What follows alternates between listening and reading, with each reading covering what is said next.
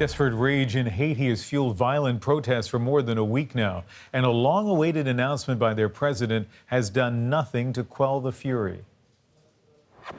That is grim news for more than 150 Canadians stranded there. Road travel is so dangerous, most won't risk driving to the airport, but overnight, 5 of them did.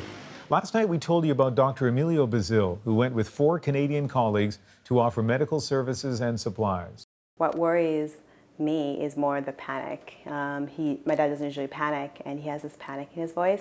Dr. Bazil and his team braved a journey from a port city to the airport in the capital, normally 115 kilometers, but blockades forced them onto side roads and stretched the trip to 7.5 harrowing hours. Please do not do what I did because you can get killed, he told the Canadian press. You have to pay every time you pass somewhere. You have to pay somebody $500. Sometimes they ask $1,000 to allow you to pass. They finally hired an ambulance for $250 because emergency vehicles are allowed through the roadblocks. It was worth it. They are now out of the country. So how did Haiti get to this point?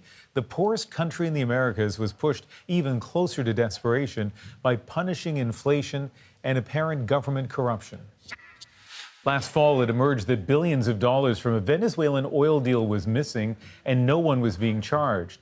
In one day, 6 people were killed during protests. Since then, double-digit inflation has driven up the cost of living.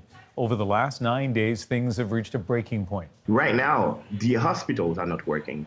You can't really find clean water to drink. It might be worse than when we have natural disaster.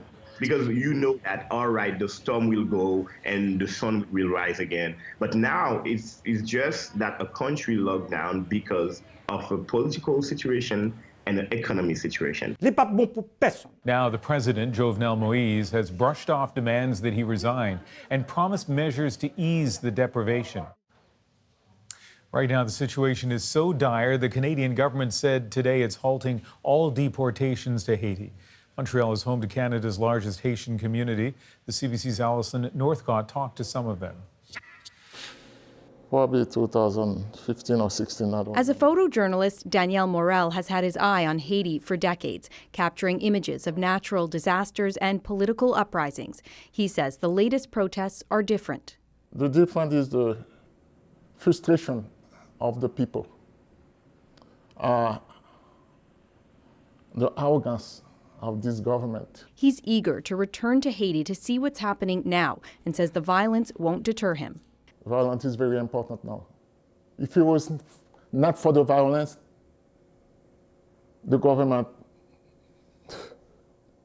not going to even give a damn. The ongoing protests have been a recurring topic on the air at Montreal's Haitian radio station, where Jean-Ernest Pierre says he and others in the Haitian diaspora are worried for the country's future. My soul aches for my country, he says. He adds that Haiti's president has lost control, failed to deliver on promises many Haitians were counting on, and should step down.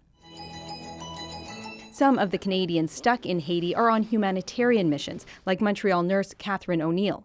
Where we are safe. We are safe on the compound. We do not have safe passage to the airport. There are roadblocks in place, barricades, burning tires. Those barricades are manned. They do not allow you to pass. She says she's disappointed by the Canadian government's response and worries about running out of food, water, and fuel and losing cell service. Also stuck is a group of 26 high school students and their chaperones from Victoriaville, Quebec. The school board says they are far from the violence in the capital and that it's working to get them home safe. As for the 113 tourists unable to leave this resort, Quebec's premier says Air Transat is orchestrating a rescue plan to use helicopters to get them to the airport, then on a flight back to Canada tomorrow. Alison Northcott, CBC News, Montreal.